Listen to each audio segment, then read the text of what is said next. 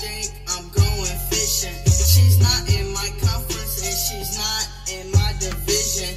If she thinks she's in my league, then that bitch must be tripping. I'm the best that's in the building. I'm the best that's in the building. She say she wanna roll with me and smoke up on my...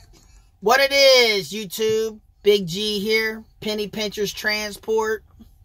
That's right, man. Leased on the Schneider National. Been a busy week. Been a pretty good week for the most part. Dodged all the crazy weather. Slept through the storms that we had Sunday night, Monday. That Sunday night, Indianapolis got hit with all them storms. Slept through those. I was bobtail at a Flying J in Evansville off of Highway 41 there in Habstadt, which is basically Evansville pretty much. So this video, man, is basically talking about parking a little bit, man. It's, you know, my videos aren't, you know, I don't have a huge following. Don't get a lot of views. Just something to do, you know what I mean? I got some friends that drive trucks that probably watch these, and that's cool. That I'm not out here to, if I was trying to make a living off of this or, you know, reach out to a lot of people, I'd be a little bit more consistent, but I just, pretty much do it out of boredom. So anyway, I started off with a drop and hook, well, basically, my load was sitting, I believe in the Schneider yard Monday, I'm trying to think, or a Sunday night. Let me think about this for a minute. Where did I go? Yeah. Basically, my load was sitting in the Schneider yard in Indianapolis Sunday afternoon. And it had to be dropped off, no later than 1800. So, of course, I got there earlier than that, and they let me drop, because it was a premier trucking yard, and we do a lot of dropping hooks in there. So I dropped my trailer. They had no empties. Schneider was like, just bobtail to your next customer, which wasn't the next morning till 6 a.m. So I bobtailed down to the Flying Hook, Flying J, whatever you want to call it, there in the Evansville area. Took my 12-13 hour break because I couldn't pick up till 6 a.m. and I was empty like at 3 in the afternoon or whatever, maybe a little bit later than that. Took my 10 and got well rested. It stormed that night, so sleep was a little crazy. Picked up my 6,000 pound load going to Dallas to Home Depot.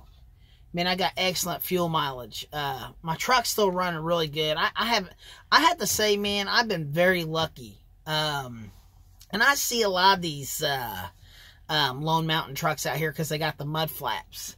And I talk to a lot of guys that's got pretty good luck with their trucks. And then, of course, just like any dealership, you can buy a lemon, you can buy something wrong. Hell, my wife and I bought a 2016 Dodge Grand Caravan with 20,000 miles, and it's a piece of junk. It's got all kinds of problems. It's just, and the thing is, we've had a lot of Dodge items, and this one here it's just mind-blowing. You don't even have that many miles, and it's junk. It shakes sitting at stoplights. It's got a big miss in it, and one of the power doors quit working. But anyway, that's not really trucking, but it's just the point I'm trying to make. You can buy brand new and have problems. Anybody bought one of them Peterbilts with the damn pack car motor in it when they first come out knows that, because those motors were garbage when they first come out. I don't know how they are now, but I know I work for a company and the owner bought like 6 or 7 of them trucks. Hell, the first winter, the DEF system was freezing up on them, and them trucks, we had them at Peterbilt dealerships in Chicago, Ohio, Indiana, everywhere, and he had like 5-6 trucks and shops, and it was crazy. But anyway, so, you know, things happen, but with Lone Mountain, they've I got lucky. You know, this truck is not perfect. I will say there's flaws. My truck has been painted. It may have been laid over or something. It's got brand new paint on it, and you see little touch-up stuff that they did. But the motor's clean. It runs. Everything inside works. You know, in fairly new tires. They're supposed to give you virgins all the way around. And I've mentioned before in one of my videos, my steers were like 85, maybe 90%. But, you know, they look brand new until, I don't know if anybody, you know, when you first get your truck, you shine them up and you put that tire shine on there. You know that it soaks up the tire shine so bad and it doesn't shine your wheels. You know those things are partially dry rotted. Those tires were not virgins because all my drives, they shine wet, man. You know what I mean? Because they were brand new. So I ended up having to put steers on here with still about 75% rubber because one wear line, a 1/4 of an inch of a wear line wore, and Schneider dinged me on one of my quarterlies. So I went ahead and replaced both the tires, which was the week of Christmas, and it sucked. But it's done, it's over with, and so I, you know, I bit the bullet on that. And I've had a couple little repairs, but nothing major, just general maintenance, oil changes, and just them quarterly PMs are great because they do point out stuff that we keep looking forward. And of course, I have a mechanic in my back pocket that is a friend of mine that I got a job, met through the family, and he always comes through and runs through my truck once a month about, or sometimes once every 6 weeks, and he runs through it pretty thoroughly and tells me, hey, these belts are getting close. I don't know if you want to run them a couple more weeks, but he said probably want to swap them so you don't lose one on the road.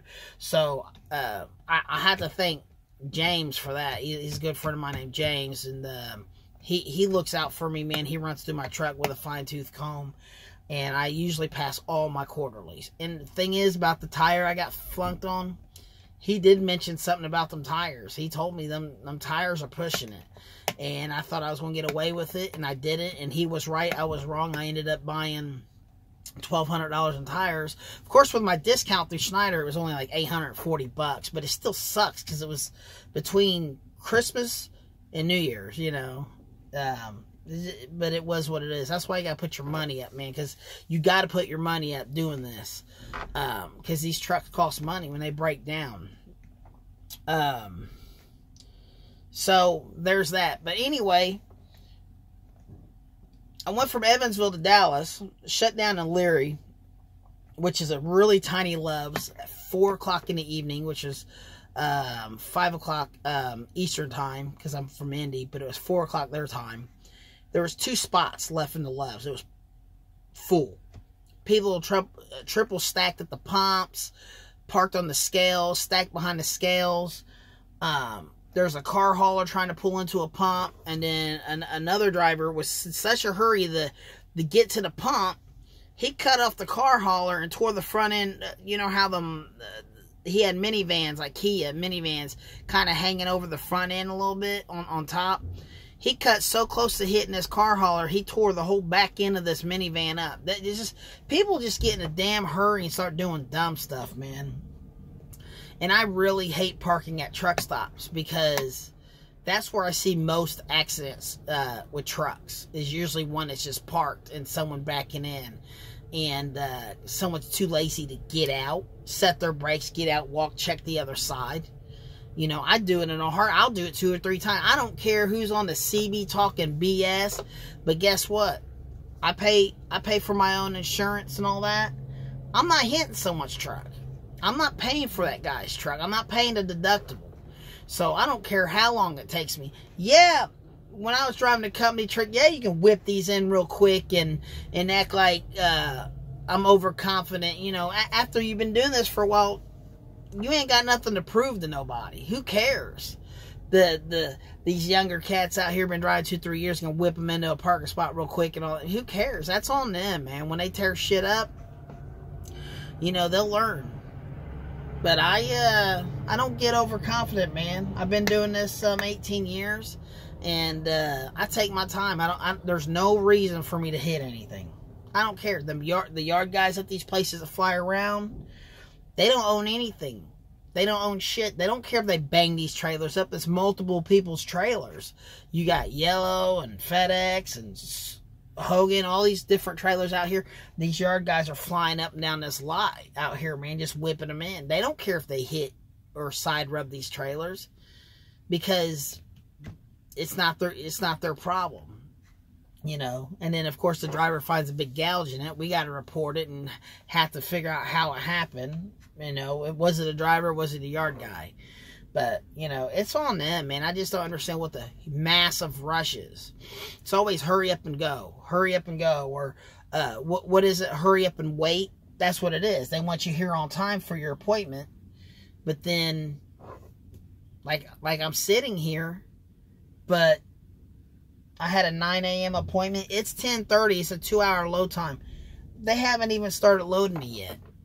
I've been here an hour and a half, and they haven't even started loading me yet. So, it's kind of aggravating. It's kind of aggravating. And this is a live load. I don't ever do live loads. Like I said, I ran a load down to Dallas, drop and hook. I did a drop and hook out of Evansville, 2 of them, drop and hook at Premier. They didn't have an empty. They had me bobtail to my next customer, picked up the load, took it to Dallas, did a drop and hook at Home Depot, went 30 miles down to Irving. 4-hour load time at Coca-Cola because that was the way to get back up to the Midwest where I wanted to be. And then basically, like I said, 4 hours in Dallas to get loaded.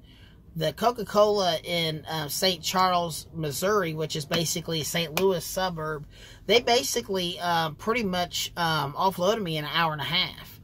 And I had 3 hours left on my clock. It flew over here to the Schneider OC in Edwardsville, took my 10, swept out my trailer this morning, and drove a 1.5 miles over here to this live load at 9 a.m. It said 2-hour load time. They haven't even touched me yet, and it's 10:30. You know, it's been an hour and a half, so I'm supposed to be out of here in 30 minutes. So let's see what happens with that. But I hate live loading, man. I hate live loading. I hate live unloading. But this is my load back to Indy. It's going right back to Walmart Seymour. There, it's a drop and hook. So I'm going to take it to the Schneider Yard in Indy because it can't get there until anytime after midnight. And then I got to whenever, as long as it's dropped off by midnight tomorrow. So after midnight tonight, so I got a little 3.5, 4-hour drive to the house. Jump in my pickup, go home, jump back in the truck probably about 6, 7 in the morning, run it up to Seymour 50 miles, drop and hook. But, you know, parking is the biggest thing, man. Like I said, that Larry was crazy. I really prefer the park at rest areas, man, if they're the big ones, because it seems like everybody's kind of going the same direction. There's not a lot of backing up. And I think you have less chance of getting your truck damaged in a rest area or on a shoulder ramp if you're parked way over and it's a good-sized ramp where trucks have plenty of time to slow down, or as they're getting on and they don't have quite all the speed they need yet. But, of course, Schneider don't really want us to park us on ramps. That's one of their rules. You know, so it is what it is. But truck stops, man, are a joke, man. And unless you start 2, 3 in the morning and park by 4 o'clock, parking is a pain in the ass, man. Like I said, I was parking at 4, and there was like 2 spots left. And every truck stop I had passed, even in Texarkana, were all saying they were full on the Truckers Path app. So, man, I don't know what they're going to do, man. But, you know, like Missouri's got like truck parking where there's like really no facility, maybe some porta potties. But those are helpful, even though they're, you know, it's somewhere to park off the highway. But man, I mean, parking is just, it sucks, man. Especially like when you get down to Texas. And then the Walmarts, there's a lot of Walmarts that'll let you park, but then some of them won't because these guys is shitting in their parking lots, throwing trash, just being disrespectful, and they're ruining it for all of us, because they need more trucks in this industry, and they need a lot more drivers. But where the hell are we going to park, man? There's no parking. These massive ass customers, like GE and Industrial Park, Kentucky, which is basically Illinois. I mean, that place is probably 25, 30, 40 acres. Man, I don't know. It's huge. They got like 3 big plants. And there's all kinds of room to park. And they don't let no one park. They don't let nobody park there. I was down to 45 minutes. I could not find my loaded trailer. And had to bobtail down to a mom and pop Circle K in the hood. Just a little jacked up place. And park in the mud. In the pouring rain. And sit there until my hours was back. Go back to find out. Another Schneider driver grabbed my load going to Ohio and took it to South Carolina. So I hate to have been in that guy's shoes, and I don't even know how he got those trailer numbers mixed up, because the numbers on the bills were so far different. My trailer was like a 163, like 585 or something, and his was like a 147222. And he grabbed my trailer with his bills, and then the security people, there's no way the seals matched up. I don't even know how that happened, but he left with a load that was supposed to go to Ohio and took it to South Carolina. He had his bills, but he took a completely wrong trailer.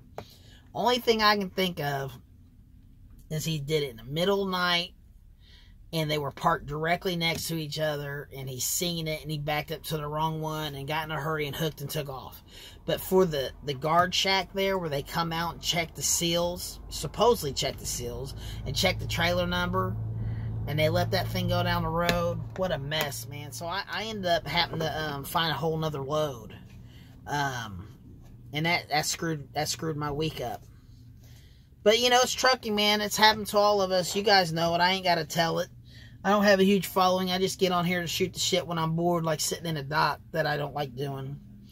But, man, we just got to do something about this parking, man. And the accidents, man. Truck drivers tailgating, man. Man, you guys got to know better than that. I don't understand the hurry. You're not going to get anywhere no quicker. Just because you're riding someone's ass, you're not going to get... Basically, if there's a brake check, you're not going to stop that truck. You're going to tear up that car. You're going to kill somebody. You're going to lose your CDL. You'll never drive a truck again. But you know what, man? That's on you, man. I ain't got nothing to do with that, man. Anyway, this rap music that you listen to that I play, this is my son, Lil G Casper. Check him out on SoundCloud, man. But yeah. So anyway, he's got a bunch of different stuff on here. Casper. Like I'm Urkel, bitch, I'm geeked up like I'm Urkel.